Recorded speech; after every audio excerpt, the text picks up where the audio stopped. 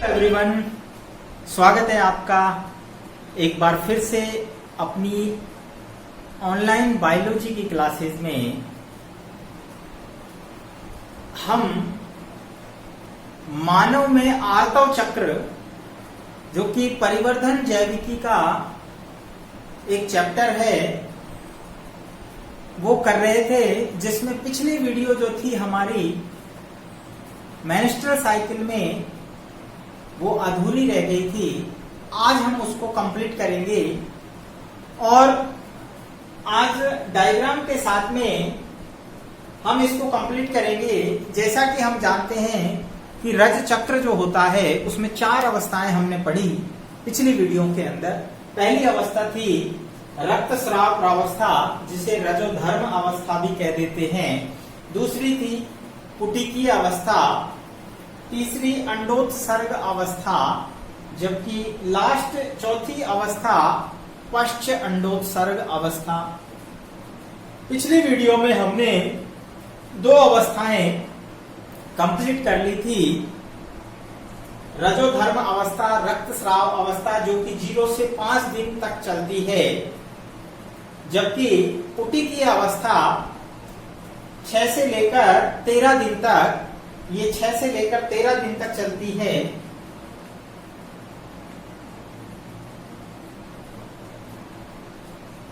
इस प्रकार नेक्स्ट जो अवस्था आती है वो आती है अंडोत्सर्ग अवस्था। पिछली वीडियो में हमने आपको बताया था कि रज चक्र जो होता है वो 0 से 28 दिन तक चलता है और ये लगातार मानव के अंदर प्रत्येक माह कंटिन्यू जारी रहता है विभिन्न हार्मोन्स के बदलाव के कारण, इसीलिए इसको माहवारी चक्र भी कहते हैं। तो नेक्स्ट अवस्था है अंडोत्सर्ग प्रावस्था, जिसे ओवुलेटरी फेज कहते हैं। जैसा नाम से ही पता है, नाम से ही दिख रहा है कि इस अवस्था में क्या होगा, अंडाणुओं का निर्माण होगा। ठीक है, इस अवस्था में अंडोत्सर्ग प्रावस्था, ओवुलेटरी फेज अर्थात अंडोत्सर्ग, अंडाणु का बाहर आना। किससे आना? अंडाशय से।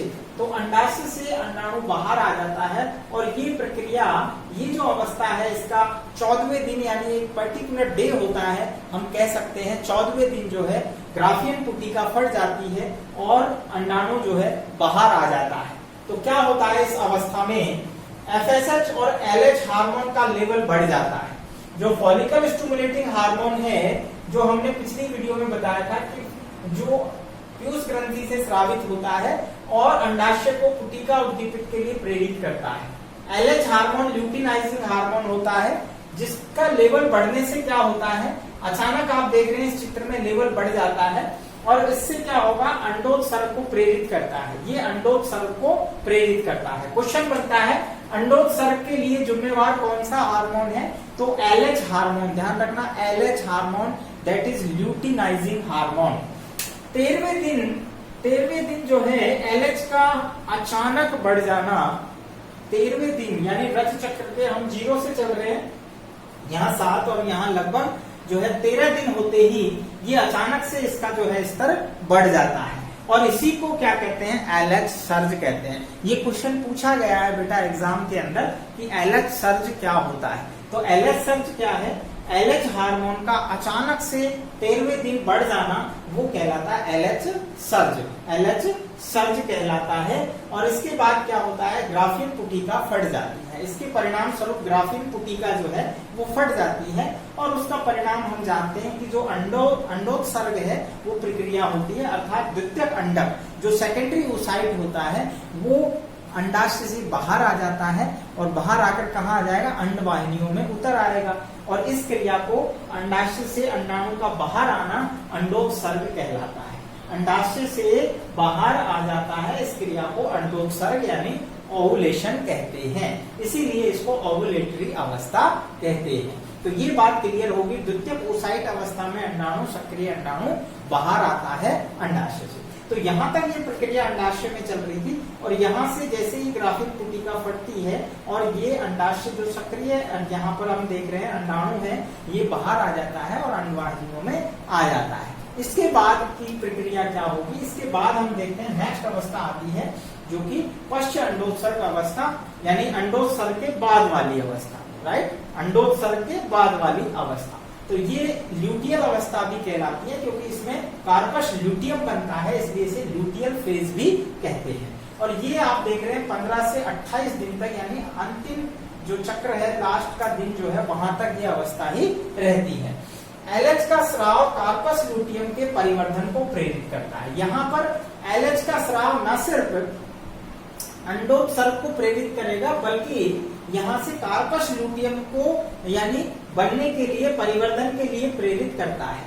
यानी कार्पस ल्यूटियम भी एलएच हार्मोन के कारण ही बनता है, इसीलिए इसको ल्यूटियल फेज या जिसे हम कहते हैं क्योंकि ये ल्यूटियल जो है वो क्या है, पीत पिंड कहेंगे इसे हम, पीत पिंड, इंग्लिश में कार्पस ल्यूटियम। तो ये किसके कारण बन रहा है, ये भी एलएच हार्मोन के कारण बन रहा है। तो आगे चलकर हम देखते हैं जिससे कार्पस ल्यूटियम बनता है। और ये कार्पस ल्यूटियम जो है वो बहुत ही इंपॉर्टेंट जो है, हम कह सकते हैं कार्पस ल्यूटियम एक अंतःस्रावी ग्रंथि की तरह कार्य करता है और ये पीले रंग का होता है। और इसके अंदर यानी जो खोल है, सीधे शब्दों में हम ये कह सकते हैं कि जो ग्राफिन पुटिका फट गई है, इसका जो खोल बचा हुआ है दैट इज कार्पस ल्यूटियम। और ये पीले रंग का होता है, इसमें ल्यूटीन प्रोटीन होता है, इसलिए यहाँ पर जो है ये पीले रंग का दिखाई देने के कारण इसे पीत पिंड भी कहते हैं। और ये प्रोजेस्टेरोन और एस्ट्रोजन हार्मोन स्रावित करता है, चूंकि एंडोक्राइन ग्लैंड की तरह कार्य कर रहा है। तो कौन सा हार्मोन स्रावित करेंगे, एस्ट्रोजन और प्रोजेस्टेरोन। प्रोजेस्टेरोन यहाँ पर बहुत इंपॉर्टेंट हार्मोन है। ये क्या करता है, ये हार्मोन आगे चलकर निषेचित अंड को रोपण के लिए प्रेरित करता है। यानी अब अगर मान लो अंडे का निषेचन हो जाता है, अंडवाहिनियों में यदि फ्यूजन हो जाता है शुक्राणु से, तो निषेचित अंडे को आगे भविष्य में रोपण के लिए, क्योंकि अब देखो ये दीवार भी बन गई है, तो रोपण के लिए प्रेरित कौन करेगा, ये प्रोजेस्टेरोन हार्मोन प्रेरित करेगा। ठीक है, यदि ये मान लीजिए रोपण नहीं होता है तो पीत पिंड सूखकर श्वेत पिंड बना देता है। तो यहाँ कहने का मतलब है कि दो जो यानी कंप्लीट जो अवस्थाएं हैं वो चारों यहाँ पर आपको नजर आ रही। इस प्रकार आगे हम देखते हैं कि यदि मान लीजिए पीत पिंड जो है उसका आगे भविष्य क्या होगा, तो इस पर भी क्वेश्चन पूछा जाता है कि पीत पिंड का भविष्य क्या है। तो देखते हैं पीत पिंड का भविष्य।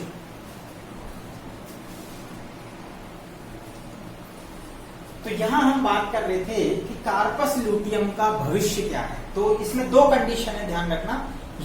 यदि निषेचन होता है तो क्या होगा और निषेचन ना हो तो क्या होगा।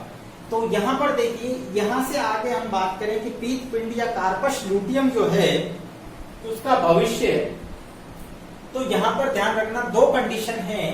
पहली कंडीशन है निषेचन अगर होता है, यदि निषेचन होता है तो निषेचन होने के बाद क्या होगा, हम जानते हैं यदि अंडाणु का निषेचन होता है तो प्रोजेस्टेरोन हार्मोन कार्पस ल्यूटियम से लगातार स्रावित रहेगा।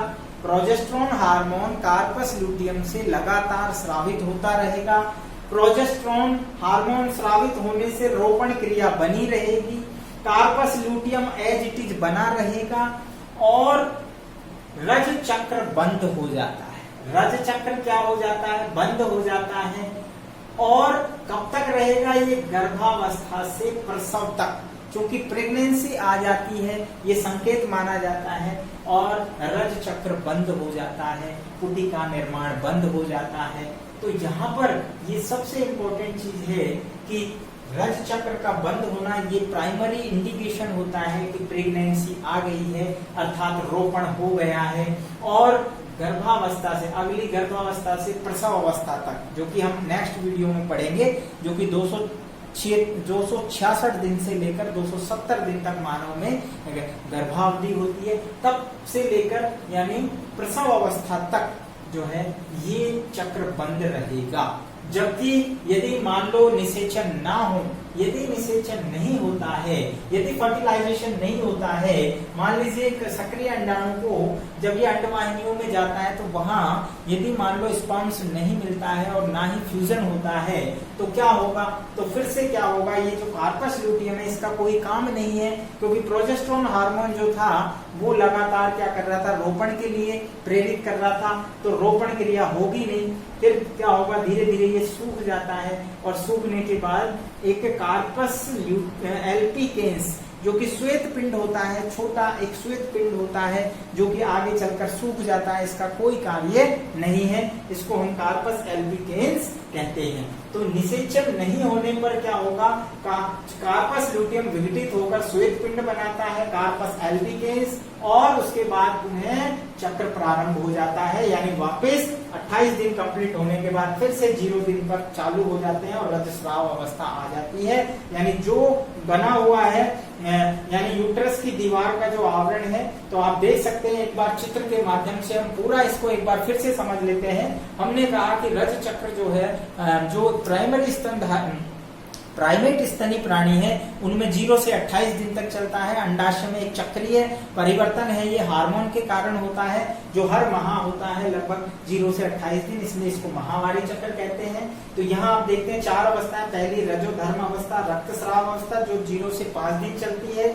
यहाँ पर आप देख रहे हैं ये गर्भाशय की जो है दीवार को दिखाया गया है, और इस दीवार में आप देख रहे हैं 0 से 5 दिन तक क्या होता है, ये दीवार नष्ट हो रही है, ये टूट रही है, इसका दीवार का स्थल आप देख रहे हैं, ये गर्भाशय एंडोमेट्रियम है। अब आप कहेंगे साहब ये टूट क्यों जाती है, क्योंकि हमने कहा यदि निषेचन नहीं होता है तो इसकी आवश्यकता नहीं है, तो ये वापस से टूट जाती है, और 0 से यानी 5 दिन के अंदर जो रक्त स्राव के रूप में, यानी योनि मार्ग से जो है इस सारे डिस्चार्ज को बाहर त्याग दिया जाता है, इसे रक्त स्राव या रजोधर्म अवस्था कहते हैं। दूसरा आप देख रहे हैं यहाँ से कुटिकीय निर्माण अवस्था, तो ये 6 से 13 दिन तक चलती है। इसमें क्या होगा, दोबारा से आप देख रहे हैं एफएसएच हार्मोन जो है वो फिर से फॉलिकल का निर्माण करता है, पुटिकाओं का निर्माण होगा, और पुटिकाएं निर्माण होते होते आप देख रहे हैं लगभग 14वें दिन आकर जो है परिपक्व पुटिका बन जाती है, और ग्राफियन पुटिका से ये जो है परिपक्व पुटिका से अंडाणु बाहर आ जाता है, ओवुलेशन हो जाता है, अंडोत्सर्ग अवस्था आ जाती है तीसरी, और जैसे ही अंडाणु सक्रिय अंडवाहिनियों में आता है तो यहाँ इसके बाद हम ये कह रहे हैं कि निषेचन अगर होता है तो आप देख रहे हैं दीवार भी बनना शुरू हो गई है गर्भाशय की, एंडोमेट्रियम। ये दीवार क्यों बन रही है भाई, प्रकृति ने इस प्रकार से बनाया है कि ये दीवार जब आगे भविष्य में इसको भ्रूण को यानी जगह देनी है, भ्रूण को स्थान देना है यूट्रस के अंदर, तो एक एनवायरमेंट बनाया जाता है, उसको स्थान बनाने के लिए, स्थान देने के लिए, परिस्थितियां अनुकूल करने के लिए ये दीवार आप देख रहे हैं ये बनकर तैयार हो जाती है। लेकिन आप देख रहे हैं ये दीवार बनी हुई है, यदि इसका उपयोग तभी है जब रोपण होगा, जब रोपण हो ही नहीं रहा है तो ये वापस से झड़ जाती है, जिसको हमने कहा, और फिर से आप देख रहे हैं ये यहाँ से आगे आप चलेंगे तो ये वाली अवस्था, तो ये बात क्लियर हो गई है। ये हमने गर्भाशय की दीवार को दिखाया है। यहाँ दूसरे स्टेप में आप देख रहे हैं एफएसएच और एलएच हार्मोन, गोनेडोट्रोपिक्स हार्मोन्स को दिखाया है। ये हार्मोन आप देख रहे हैं एफएसएच हार्मोन यहाँ पर देखिए अचानक से बढ़ता है 14वें दिन, और फिर यहाँ से धीरे धीरे फिर बाद में वापस से फिर बढ़ता है, और यहाँ से फिर पुटिकाओं का निर्माण प्रारंभ हो जाएगा और रजचक्र चालू हो जाएगा। इसके बाद एलएच हार्मोन को देख रहे हैं, रेड कलर से आप देख रहे हैं ल्यूटिनाइजिंग हार्मोन, तो ये आप देख रहे हैं इसका जो मुख्य सबसे इंपॉर्टेंट पॉइंट है वो है एलएच सर्ज, चूंकि लगभग 13वें दिन और 14वें दिन जो है इसकी बहुत ज्यादा लेवल हो जाता है। ये आप देख रहे हैं ग्राफ के अंदर बिल्कुल स्पष्ट दिख रहा है, इसको एलएच सर्ज कहते हैं, और यही कारण है, इसी के परिणाम स्वरूप ये पुटिका फट जाती है ग्राफियन, और सक्रिय अंडाणु अंडवाहिनियों में आ जाता है, जिसे हम अंडोत्सर्ग की प्रक्रिया कहते हैं, और फिर वापस से एलएच हार्मोन का लेवल कम हो जाता है। इसके अलावा यहाँ पर हमने गर्भाशयी हार्मोन भी दिखाए हैं, ये भी आप देख सकते हैं, नीले रंग से हमने प्रोजेस्टेरोन हार्मोन दिखाया है। प्रोजेस्टेरोन हार्मोन का आप लेवल यहाँ आप देख रहे हैं नॉर्मल चल रहा है, जबकि यहाँ जैसे पीत पिंड बनता है यानी कार्पस ल्यूटियम, तो ये प्रोजेस्टेरोन हार्मोन स्रावित करता है, इसलिए आप इसका लेवल देखिए यहाँ पर बढ़ जाता है तेजी से, क्योंकि यहाँ की जो पुटिकाएं हैं वो तेजी से जो है इसका निर्माण करती हैं, और ये इसलिए भी किया जाता है क्योंकि रोपण की क्रिया के लिए जरूरी है। अगर ये नहीं होता है, जिन महिलाओं को ये हार्मोन यानी कम बनता है, तो उन्हें हमें बाहर से इंजेक्ट करना पड़ता है रोपण को बनाए रखने के लिए। वो डिपेंड करता है वीकली मंथली आवश्यकता के अनुसार। तो यहाँ पर आप देख रहे हैं प्रोजेस्टेरोन हार्मोन का लेवल आगे चलकर अचानक से गिर जाता है। क्यों गिर जाता है? क्योंकि रोपण तो हुआ नहीं, और रोपण नहीं हुआ तो कार्पस ल्यूटियम जो है सूखकर श्वेत पिंड बनाता है, और ये इसका कोई कार्य नहीं है, इसलिए प्रोजेस्टेरोन हार्मोन भी बंद हो जाएगा। तो लेवल अचानक गिर जाता है, आप देख रहे हैं। इसी प्रकार आप देख रहे हैं कि एफएसएच हार्मोन, यहाँ जो आप देख रहे हैं, ये जो रेड कलर से दिखा है, ये प्रोजेस्टेरोन ये जो है, ये यहाँ पर प्रोजेस्टेरोन नहीं, ये एस्ट्रोजन हार्मोन है, ये एस्ट्रोजन हार्मोन है, ठीक है, एस्ट्रोजन। तो यहाँ पर आप देख रहे हैं रेड कलर से एस्ट्रोजन को दिखाया है और ब्लू कलर से प्रोजेस्टेरोन को दिखाया है। एस्ट्रोजन का लेवल भी आप देख रहे हैं यहाँ पर बढ़ जाता है, और पुटिका के लिए जो है फटने के लिए एनवायरमेंट बनाया जाता है। तो इस प्रकार हम कह सकते हैं कि जो रज चक्र होता है उसमें 4 अवस्थाएं पूर्ण होती है, और उन 4 अवस्थाओं को पूर्ण करके रज चक्र कंप्लीट होता है, और इस प्रकार ये आवर्ती रूप से चलता रहता है। यदि रोपण होता है तो चक्र बंद हो जाता है। तो इस प्रकार नेक्स्ट वीडियो में हम मिलेंगे। मुझे लगता है कि इस डायग्राम के माध्यम से आप वीडियो को बार बार देखकर इसको समझेंगे, और बहुत ही इंपॉर्टेंट है ये एग्जाम की दृष्टि से। मिलते हैं नेक्स्ट वीडियो।